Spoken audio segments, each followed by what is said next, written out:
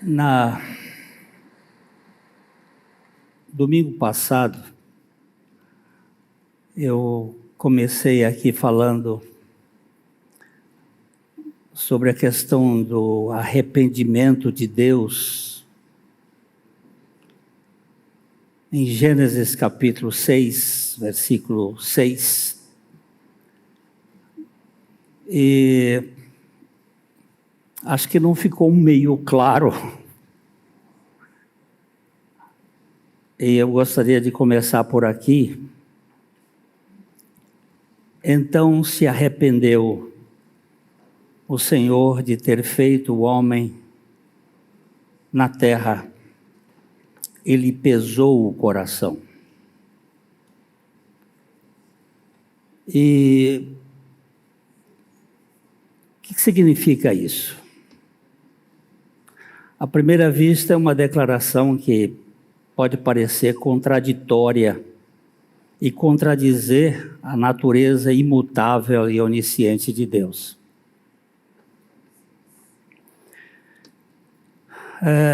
No entanto, é importante o contexto e a linguagem utilizada.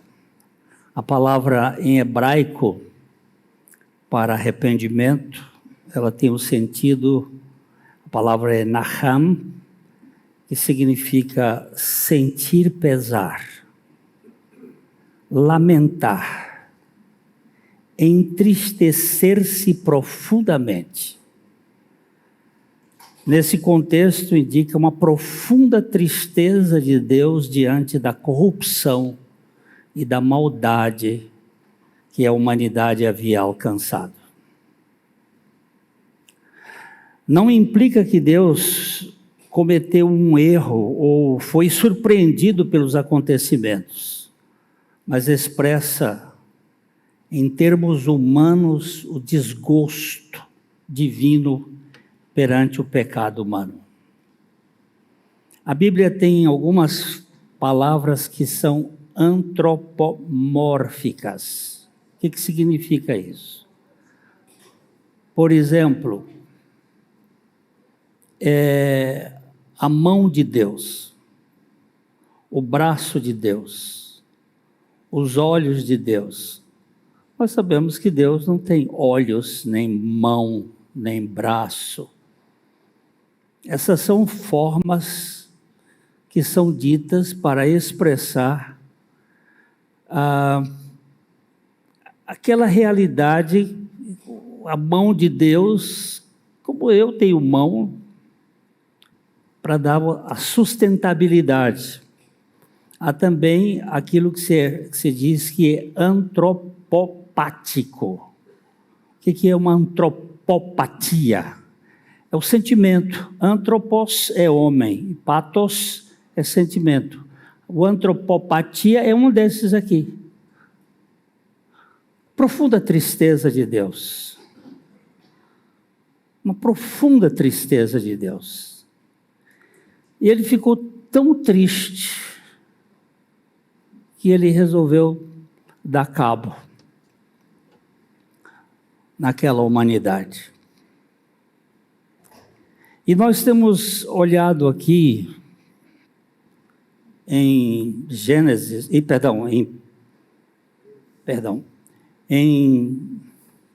Hebreus capítulo 11, verso 7, que Noé, Hebreus 11, 7, pela fé, Noé, divinamente instruído acerca de acontecimentos que ainda não se viam, e sendo temente a Deus, aparelhou uma arca para a salvação de sua casa, pela qual condenou o mundo e se tornou herdeiro da justiça que vem pela fé. Pai, Senhor sabe que nós não somos capazes de penetrar na grandeza da Tua palavra. mas pelo teu Espírito, vem falar conosco, vem edificar o teu povo e traga revelação para aqueles que ainda não conhecem Jesus. Nós te pedimos no nome dele. Amém.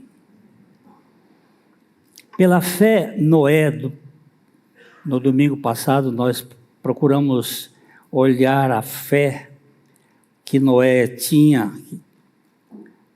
na sua estrutura, uma das figuras importantíssimas do Velho Testamento. Nós temos 3 personagens que foram escolhidos pelo Espírito Santo para trazer alguns conhecimentos importantes: Abel, Enoque e Noé. E a história de Noé e a arca é muito mais do que um relato histórico. É um profundo símbolo da obra de Cristo e da sua salvação. Às vezes a gente fica estudando a arca, mas será que cabia tudo aquilo? Aquela quantidade de gente, de animais? Tem bons estudos aí, eu até sugiro que vocês... tem uma arca que foi feita nos Estados Unidos, tamanho exato, com tipos de animais colocados dentro dessa arca. Deus não ia jogar o nome dele fora diante de uma impossibilidade. A arca era tremendamente grande, e eu não quero entrar nos pormenores, mas vocês procurem o Dr. Marcus Eberlin. Ele tem um material na internet que pode ajudar todos esses curiosos que ficam querendo achar chifre na cabeça de cavalo.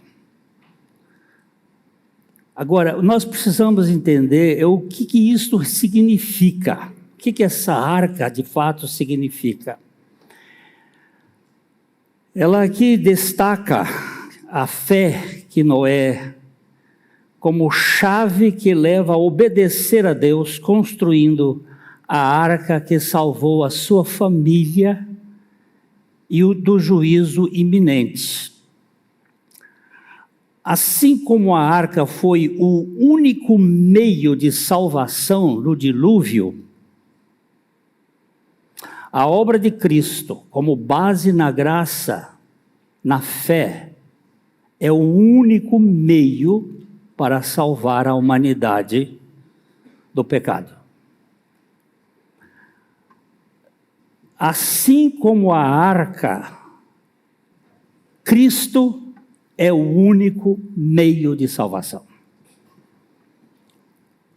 Quantos habitantes tinham no mundo no tempo de Noé? É mais ou menos 1665, 67 da criação.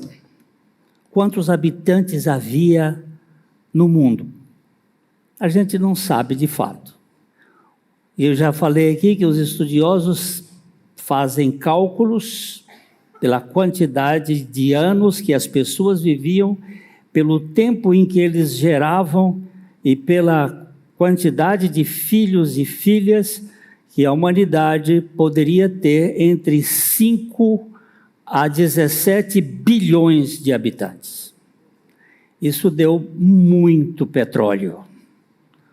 Hoje nós temos muito petróleo em consequência desse material orgânico que ficou aí no seio. Antigamente era uma pangeia, no dilúvio se partiu e viraram os continentes, e ali embaixo ficou muito material. Mas não tinha para a humanidade uma outra alternativa diante daquele dilúvio, e eu quero que vocês possam também pesquisar no mandarim, se vocês quiserem, eu posso dar umas aulas de mandarim para vocês. Mandarim, vocês lerem lá, que há pelo menos 150 caracteres na língua mandarim que aponta para a palavra de Deus.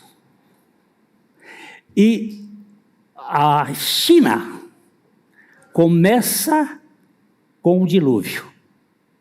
A história da China é pós-diluviana. Você pode agora ir gastar tempo na internet para pesquisar esse assunto. E o que eu quero dizer é que quando Deus disse para Noé, no capítulo 6 de Gênesis, no verso 14, Gênesis 6, 14, Deus disse para Noé: faze uma arca de tábuas de cipreste, nelas farás compartimentos e calafetarás com betume por dentro e por fora. Aqui nesse versículo tem pistas que apontam definitivamente para Cristo. Essa palavra cipreste, que foi traduzida aqui, não se presta para traduzir a palavra, a árvore que existiu naquele tempo, que é gopher. Essa palavra só aparece uma vez na Bíblia. E não se sabe de fato que madeira é esta. Mas é uma madeira tão especial que a Bíblia não dá outro nome para ela. E em seguida usa a palavra calafetarás com betume. E existem outros tipos de betume, mas esse betume aqui é a palavra gopher. Uma é gopher e a outra é gopher. Gopher é a madeira e gopher é a resina que vai calafetar. Não era petróleo. Não havia petróleo. Era a resina da madeira, de uma outra madeira, por dentro e por fora. E que são especiarias únicas, apontando para aquele que é único. Não existe outro que pudesse salvar a humanidade senão Jesus Cristo. Esse termo aqui, ele chama a atenção. Aquela madeira e esse betume que se pôs por dentro e por fora, com a palavra Kippur.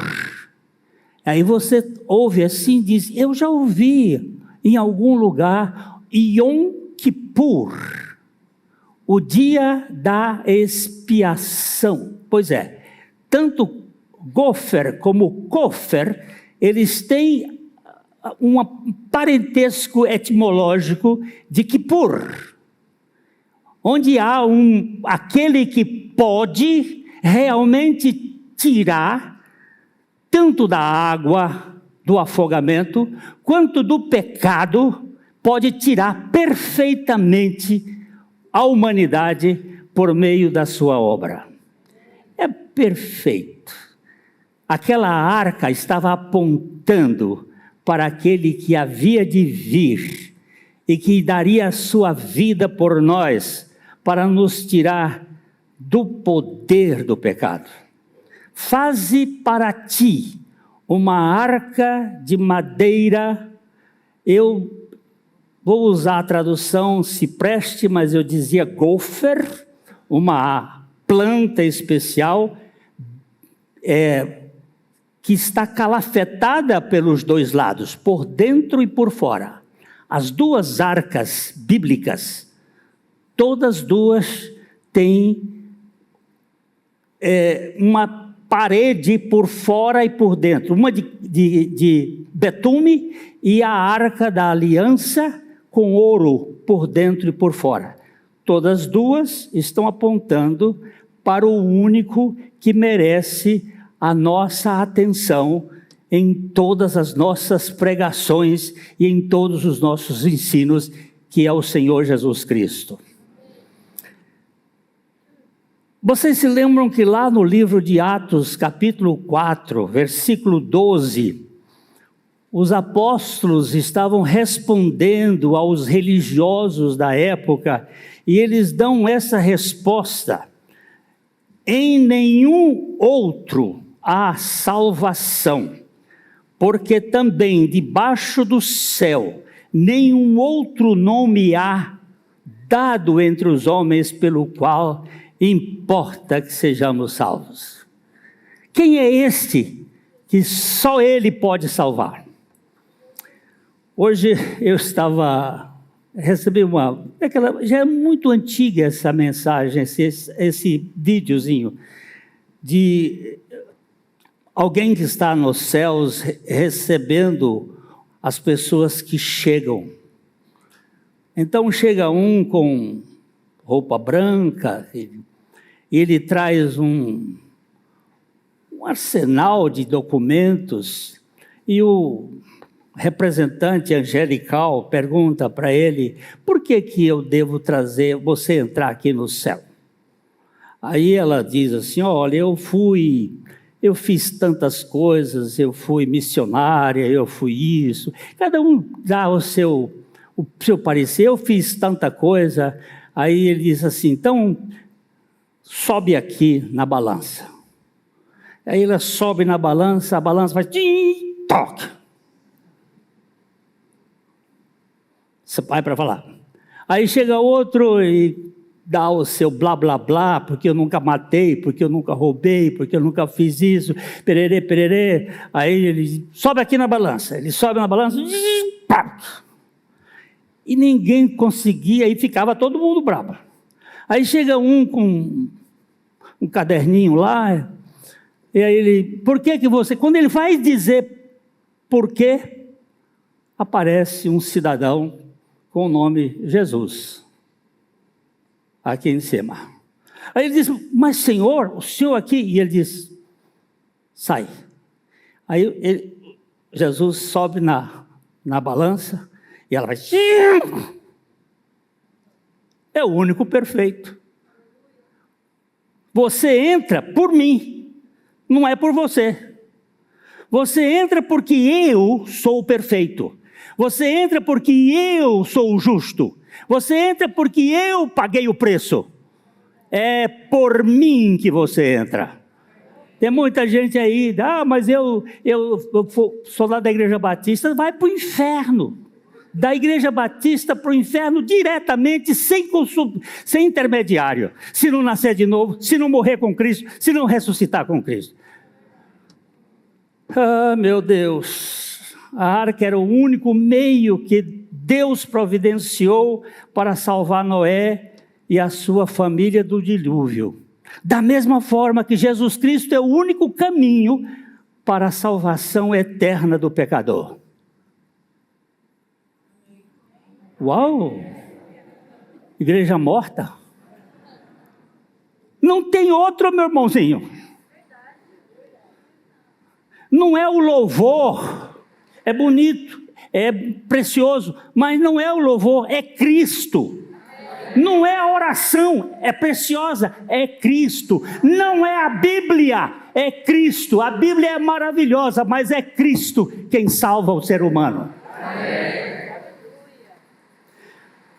Meu irmão A.W. Pink, ele destacou que a arca não foi uma invenção de Noé, mas uma revelação divina, simbolizando que a salvação não é uma criação humana, mas uma iniciativa de Deus.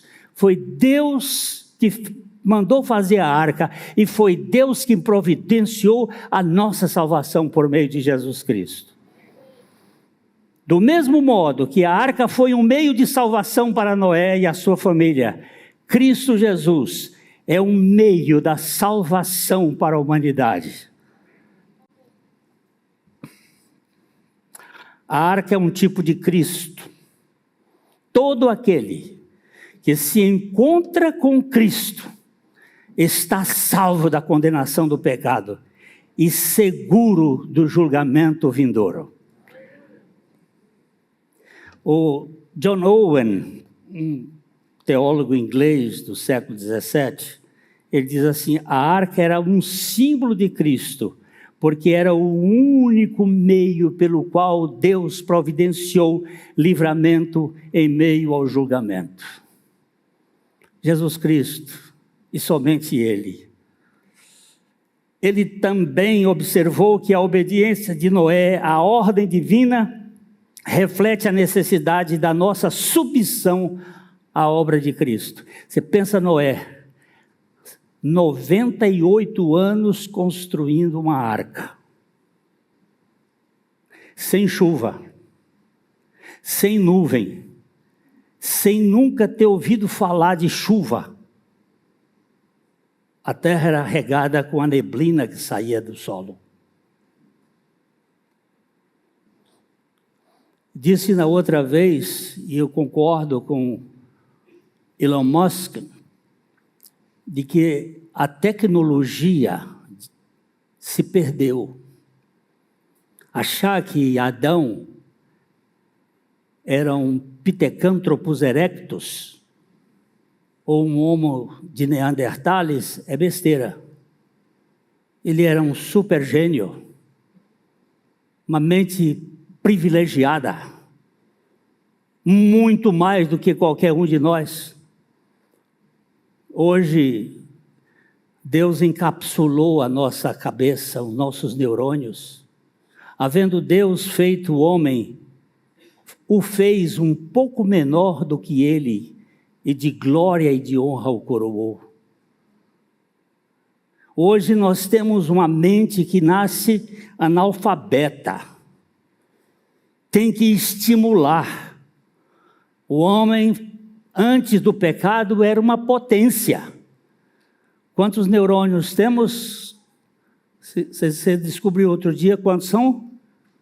10 bilhões de neurônios. Você pensa quanto você e eu usamos hoje? O tico e o teco.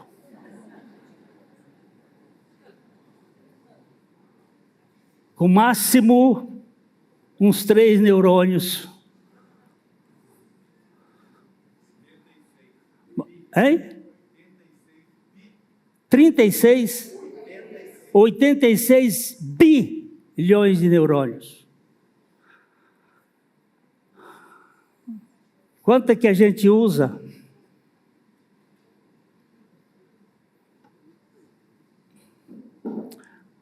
Não foi pouca coisa que Noé construiu aquela arca.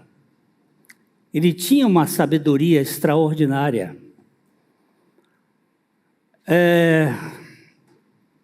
Assim como Noé não poderia ser salvo fora da arca, nós não podemos ser salvos fora de Cristo. Nós temos que receber a revelação de nossa união com Cristo, porque é a única possibilidade de salvação. A arca simbolizava a segurança eterna que encontramos nele. Onde é que você está agora, Glênio? Eu estou em Cristo. Porque Ele me atraiu a Ele. Porque Ele me incluiu nele. Porque Ele me fez morrer nele. Porque Ele me levou a ressuscitar juntamente com Ele. E Ele agora vive em mim. Forever and ever. Amen. Nunca mais Ele vai desgrudar de mim. Quando eu tenho minha esposa, eu posso andar com ela. Mas se ela quiser fugir de mim, ela pode, eu dela. Nós podemos nos separar. No jardim do Éden, o homem tinha comunhão com Deus. Hoje não é mais comunhão, é união com Ele. Eu não posso me ausentar da sua presença. Eu não posso ir para um lado e Deus ir para o outro. É impossível. Agora Ele vive em mim e eu nele. Então é uma coisa inseparável. Estamos agora em Cristo, para sempre, para viver para sempre nele. A primeira coisa que então eu queria levantar aqui foi essa. Assim como a arca, Cristo é o único meio de salvação. Concorda ou não? A arca, Noé não podia ser salvo fora da arca. Tanto é que todos morreram. Só ele e a sua família escaparam. Assim como Noé entrou na arca pela fé, nós só podemos ser salvos pela fé em união com Cristo. Mas eu nasci incrédulo, eu nasci ateu, eu nasci agnóstico, eu nasci bruto, morto espiritualmente. Teve alguém para pregar, porque aprove a Deus salvar os que creem pela loucura da pregação. É a pregação do Evangelho. É a pregação de Cristo que vai fazer a diferença. Não é pregar a Bíblia aleatoriamente, é pregar o Cristo da Bíblia. É pregar a Bíblia revelando a pessoa de Cristo, porque não há salvação em nenhum outro. Porque debaixo do céu nenhum outro nome foi dado em que importa que sejamos salvos. Não tem. Mas isso é radicalismo, mas é radical. Você pode matar a sede com muita coisa. Você pode matar a sede com água, você pode matar a sede com suco, você pode matar a sede com... Até com cachaça, tem gente que mata a sede com cachaça, com vinho, mata a sede. Mas você não mata, você não pode respirar a não ser com ar.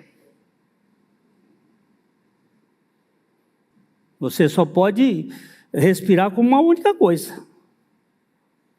Você pode ter 1000 alimentos, você pode ter 1000 líquidos, mas você só pode ter ar para você respirar. E no ponto de vista espiritual, só tem Cristo. Cadê a igreja viver? Você duvida disso? Só tem Cristo. Mas vamos chegar um pouquinho mais para frente. Por que você e eu não estamos falando de Cristo? Se Ele é o único caminho. Noé não viu o dilúvio quando começou a construir a arca, mas ele confiou na palavra de Deus. Da mesma forma, nós somos chamados a crer no Evangelho e na obra redentora de Cristo, mesmo sem ver. Eu não preciso ver o que aconteceu no Calvário há 2000 anos atrás. Eu preciso ouvir o que a palavra de Deus diz. E o Espírito Santo aplicar essa verdade de Deus, para que eu possa crer como o milagre. Spurgeon, ele diz, Noé creu em Deus quando o mundo ao seu redor zombava. Assim também o cristão confia na obra de Cristo, mesmo em meio a um mundo incrédulo e zombeteiro. Eu creio, e é um milagre. A fé de Noé o levou a obedecer e preparar-se para o julgamento. A obediência pode ser motivada por 3 forças distintas: o medo, o dever ou o amor. Quando alguém obedece por medo, as ações são realizadas para evitar punições ou as consequências negativas, resultado de uma conformidade superficial e temporária. Por que você está obedecendo? Porque eu estou com medo. Mas é uma obediência estúpida. Há uma obediência por dever, que tem um peso, uma responsabilidade, que lhe causa orgulho quando dá certo, ou enfado quando se torna rotina. Quando você está obedecendo por dever. Por exemplo, quando a gente vem à igreja por medo do julgamento, é uma tortura. Quando você vem à igreja para a reunião dos irmãos, dos santos, por dever, chega uma hora que cansa, é um enfado. Eu vou porque eu sou obrigado. Agora, quando você vem à igreja por amor, pode ter a festa que tiver, eu vou lá estar com os meus irmãos, porque a palavra de Deus me diz que não é para eu me afastar da comunhão dos santos, e é para estar junto com eles. E aí eu não marco festa no dia do Senhor. Aí eu não vou criar outra agenda paralela, porque eu tenho prazer naquilo que a palavra de Deus diz. A fé de Noé o levou a obedecer por amor. E ele o fez porque ele sabia que Deus, a quem ele adorava, a quem ele servia, havia falado. E diz a Bíblia que ele foi instruído pelo Senhor. Essa forma de obediência é profunda e duradoura, pois está enraizada na compreensão e na valorização dos princípios e relacionamentos envolvidos com Deus. No contexto espiritual, Deus deseja que a nossa obediência seja fruto do amor por Ele, e não apenas de mero dever ou de medo da punição.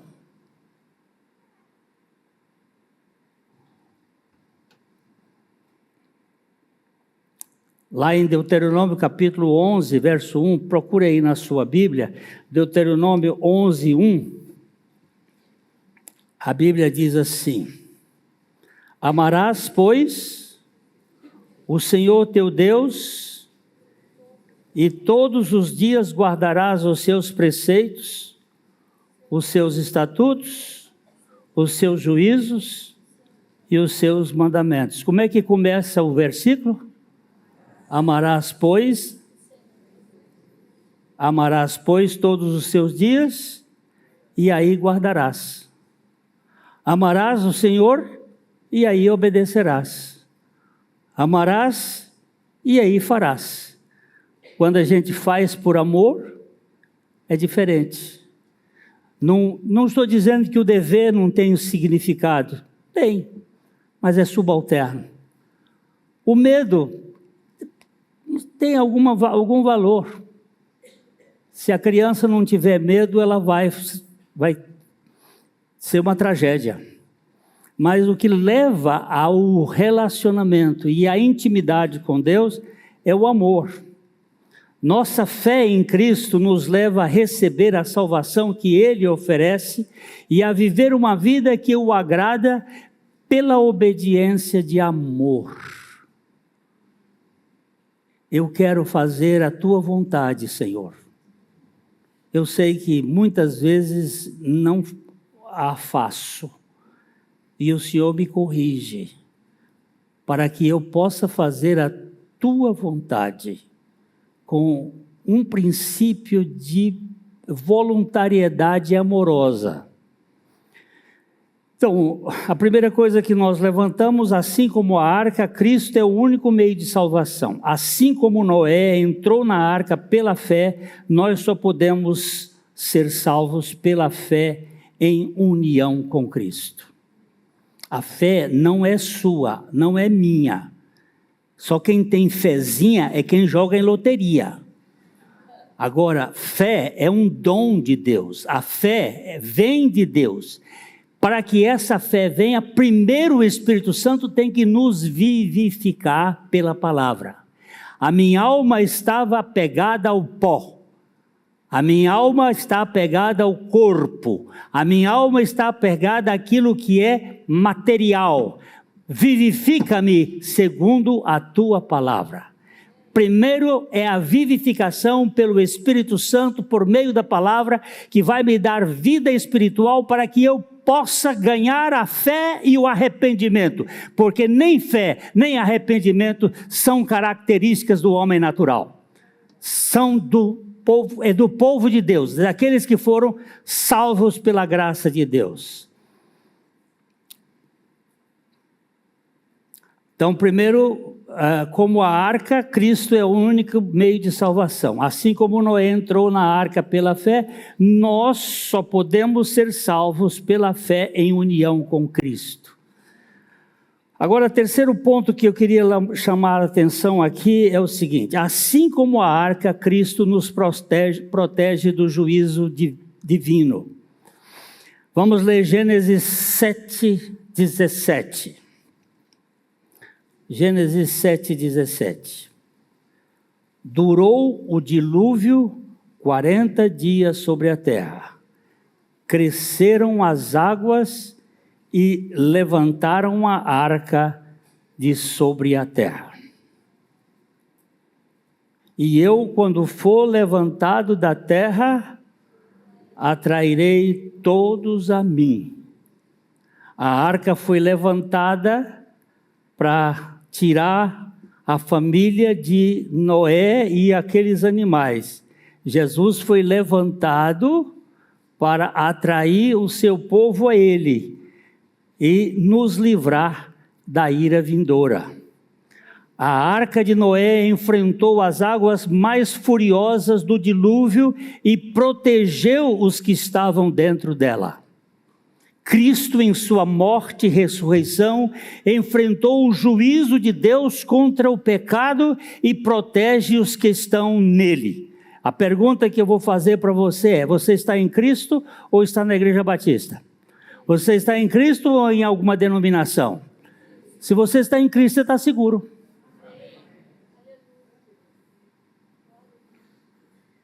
Ah, mas eu tenho medo. Lamentável. Esse seu medo precisa ser tratado à luz daquele que disse: não temas, ó pequenino rebanho, porque o Pai agradou dar-vos o seu reino. Então nós precisamos entender isto. Estar na arca de Cristo, que Cristo é o único lugar de segurança contra o juízo. Martinho Lutero, ele disse assim: assim como aqueles que estavam dentro da arca foram salvos das águas da destruição, aqueles que estão dentro em Cristo estão salvos da condenação eterna.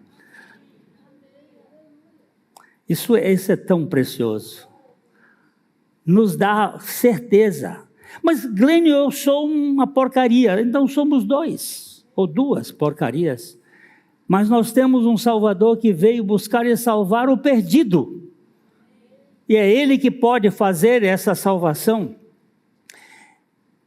Em Cristo, em sua morte e ressurreição, nós somos libertos da condenação do diabo, do poder do pecado e das forças do mundo, do mal. Fora dele não há salvação. Você se lembra daquele versículo de 2 Coríntios 5:17? Se alguém está em Cristo, é nova criação, nova criatura, as coisas já passaram, eis que tudo foi feito novo. Tem muitas pessoas que sabem o versículo de cor, mas não tomam posse. Recita, fala, mas não descansa. Cristo nos atraiu para Ele, para nos levar a morrer com Ele, para Ele ser a nossa vida. Você imagina quando a arca fechou, você sabe que ela ficou 7 dias ainda, antes de vir o dilúvio. E a turma zombando, o idiota do Noé. Olha lá, entrou na... Que história de chuva que... Olha aquele bobalhão, paspalho. Eu fico pensando quando a terra, porque a água não veio de cima só. A pior água, a mais forte, veio de baixo. Você sabe que a terra tinha um colchão de mais de 2 quilômetros de profundidade, onde estava o colchão de água. Porque quando Deus fez, você sabe que o segundo dia da água, ele é o único dia da Bíblia que não tem bom. O primeiro dia viu Deus que era bom. O segundo dia não tem bom. O terceiro dia tem bom. O quarto dia tem bom. O quinto dia tem bom. O sexto dia tem muito bom. Mas o segundo dia não tem bom. Por quê? Porque já estava preparada para o dia do juízo, porque Deus não fez nada para pegar pelo meio.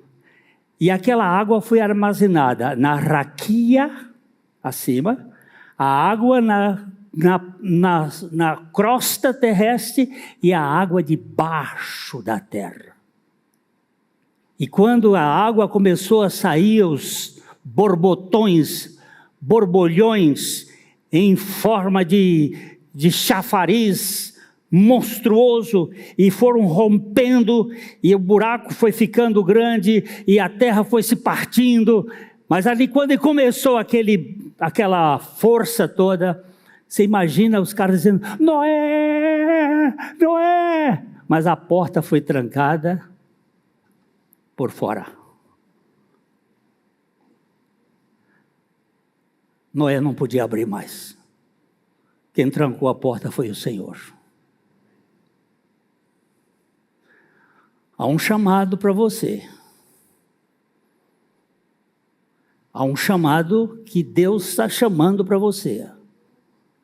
Se você abrir a porta do coração, Ele entra. Não tem outra oportunidade. O seu tempo chama hoje. Se ouvirdes a voz, não endureçais o coração, como o povo no deserto. O Espírito Santo vivifica, o Espírito Santo convence, o Espírito Santo dá fé, o Espírito Santo dá arrependimento. O Pai, o Filho e o Espírito Santo vêm habitar no crente e ele se torna uma pessoa indestrutível, invencível, porque agora ele é a habitação do Senhor. Então, assim como a arca,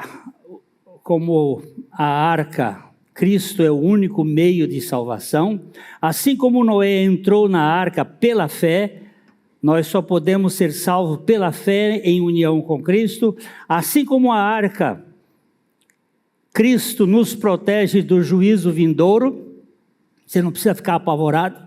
Se você está em Cristo, pode vir o que vier, a revolução do mundo que for, você está guardado pelo seu poder. Assim também como Noé pregou o juízo vindouro, nós fomos chamados para proclamar Cristo como Salvador e Senhor. Aqui agora um pouquinho para nós. Nós temos uma semana aí pela frente. Nós temos os dias aí pela frente. O que você e eu vamos fazer? Nós vamos pregar Cristo. Vamos anunciar Cristo crucificado. A visão da nossa igreja é, como é? Como é que é a visão da igreja? Hein?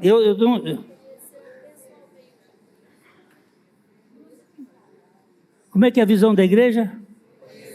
Conhecer pessoalmente a Cristo crucificado e fazê-lo conhecido em todo lugar por meio da graça do Pai. Nós precisamos entender isto.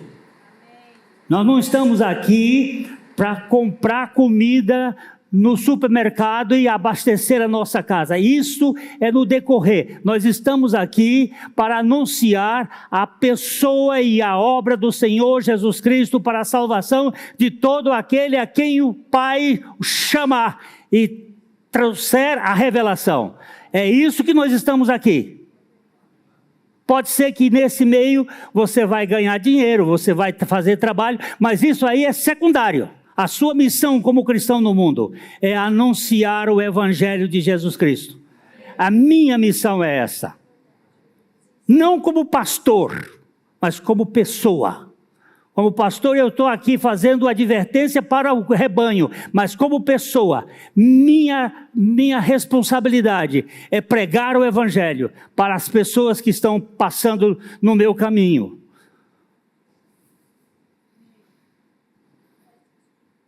Noé pregou o julgamento vindouro enquanto construía a arca. João Calvino diz assim: Noé, ao preparar a arca, tornou-se um testemunho visível do julgamento de Deus, mas também de sua misericórdia.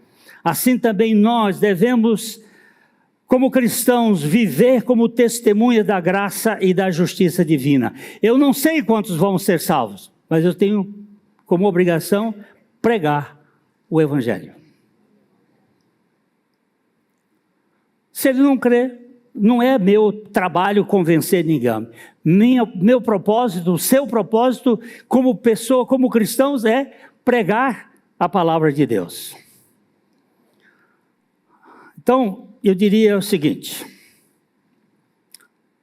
a vida que nós vamos viver aqui seja uma vida semelhante à de Noé, que reflete um propósito que Deus colocou no coração de Noé.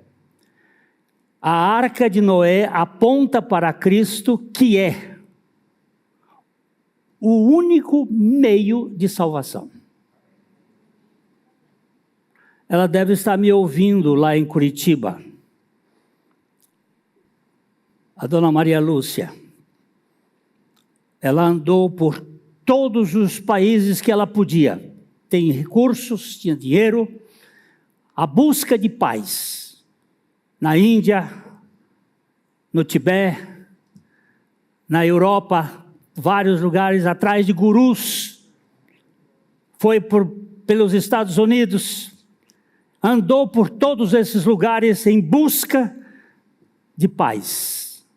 Até que ouviu uma mensagem louca. Uma mensagem que não tem lógica, mas é uma mensagem que tem poder, que foi Cristo Jesus crucificado e ela crucificada com ele. No meu WhatsApp eu tenho uma mensagem dela. Esta mensagem foi o único caminho para eu sair da minha religião que só me punha pesos, para encontrar Jesus Cristo como o único Salvador da minha vida. E eu tive o privilégio de batizá-la num rio, lá em Jaguariaíva, aqui no estado do Paraná. Porque não tem salvação em nenhum outro. Não tem salvação em papa, não tem salvação em padre, não tem salvação em pastor, não tem salvação em ninguém. Só tem salvação em Jesus Cristo. Então, o único meio de salvação, o nosso objetivo aqui é o objeto, ele é o objeto da nossa fé. Senhor, tu sabes que eu sou tão tardo, mas me ponha a tua fé no meu coração, para eu depender de ti e só de ti. Ele é a nossa proteção contra o juízo. Não tem mais condenação. Não há nenhuma condenação para os que estão em Cristo Jesus. Porque a lei do Espírito da vida em Cristo Jesus me livrou da lei do pecado e da morte. E a quarta é o tema de nossa proclamação é Cristo. Qual é o assunto que você tem para pregar domingo que vem? Cristo. E na rua, Cristo. E no meio, é Cristo. É Cristo. É Cristo. E Cristo somente. Assim como Noé salvou a sua família, também nós somos chamados a conduzir outros a Cristo, o verdadeiro porto seguro. Você já não tem outra opção. Eu quero fazer a pergunta aqui. Onde você está? Em Cristo. Então você está seguro. Se você não está em Cristo, você não está seguro. Você está em lugar perigoso. Um dia o pastor Abu Chaim disse para um juiz de direito, conversando com ele, disse: doutor, Deus me revelou que o senhor está num lugar perigoso. O senhor estacionou o seu carro num lugar perigoso. Aquele juiz começou a se perturbar na sua mente. O que esse homem quis dizer com isso? O lugar perigoso é o inferno.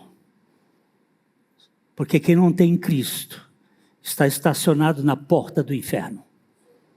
Na hora que fechar os olhos, você irá direto para o inferno. Ah, mas isso é coisa antiga. É coisa antiga que continua a mesma. Porque não tem outra salvação fora de Cristo. E se você não crê no Senhor Jesus Cristo, você pode ser a pessoa melhor desse mundo. Você vai para o inferno. É pesado isso, eu sei que é. Mas é o único jeito. Onde você está estacionado? Não brinque. Eu garanto para você que todos vocês que estão me ouvindo hoje e aqueles que ouvirem essa mensagem para frente não vão me culpar. Porque o sangue de vocês não vai ser requerido de mim hoje. Porque não existe salvação. Assim como Noé não tinha outra opção para salvar a sua família senão a arca.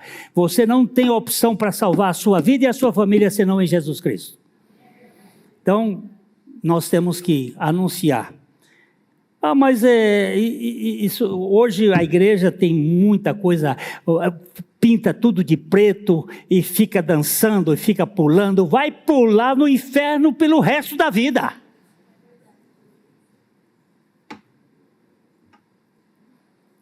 O que você precisa e eu preciso é da vida de Jesus Cristo. Eu sei que isso, tem gente que fica brava, mas olha, fica brava, se ficar brava e for salvo, aleluia. Agora se ficar bravo e se perder, meu Deus, tem misericórdia.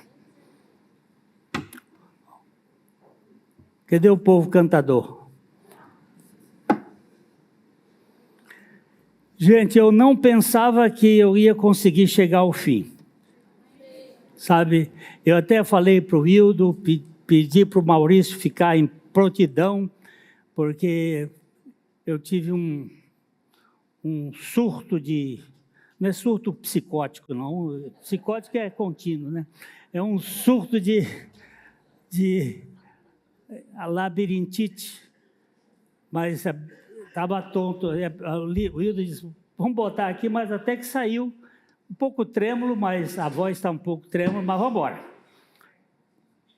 O Salmo 46 diz que Deus é o nosso refúgio e fortaleza, bem presente na luta. E o Salmo 121 diz, elevo os meus olhos para os montes. De onde me virá o socorro? O meu socorro vem do Senhor, que fez o céu e a terra. Amém. Nós vamos cantar esse Salmo 46. Vamos ficar em pé?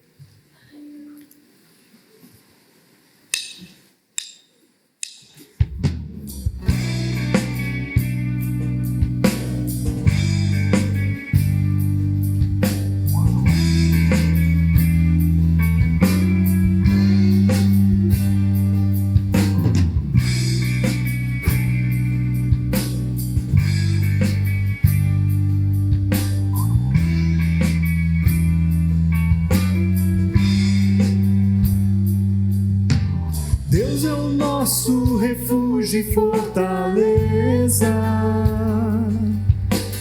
bem presente na luta. Não temeremos, fortaleza, bem presente na luta. Deus é o nosso refúgio e fortaleza, bem presente na luta. Não teremos fortaleza, bem presente na luta. O Senhor dos exércitos está conosco, Ele é o nosso refúgio.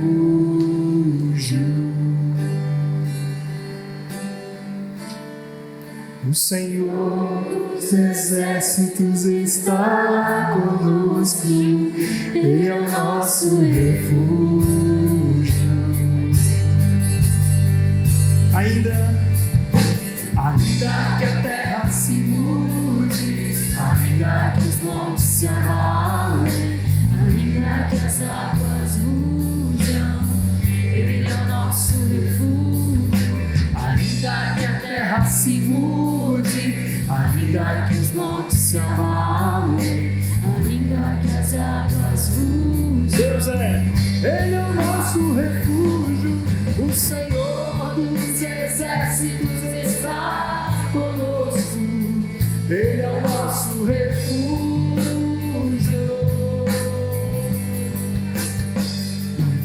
O Senhor dos exércitos está conosco, Ele é o nosso refúgio.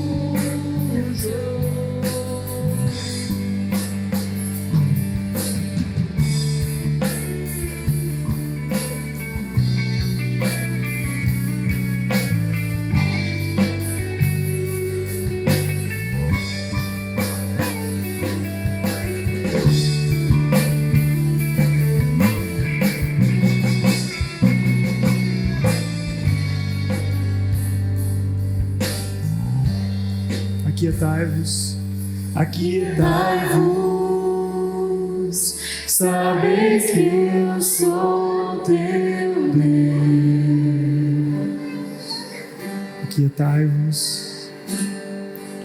Aquietai-vos, sabeis que eu sou teu Deus. Serei exaltado, é o Senhor dizendo. Serei exaltado entre as nações, serei exaltado na terra. Eu quebro o arco, corto a lança, levanto minha voz e cesso a guerra. Serei exaltado entre as nações, serei exaltado na terra. Eu quebro o arco, corto a lança, levanto minha voz e cesso a guerra. Serei exaltado entre as nações, serei exaltado na terra. Quebro o arco, corto a lança, levanto minha voz e cesso a guerra. Serei exaltado entre as nações, serei exaltado na terra. Quebro o arco, corto a lança, levanto minha voz e cesso a guerra.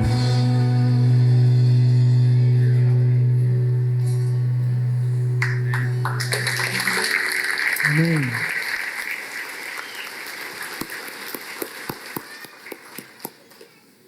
O Senhor é poderoso para nos guardar no meio das lutas e das dificuldades.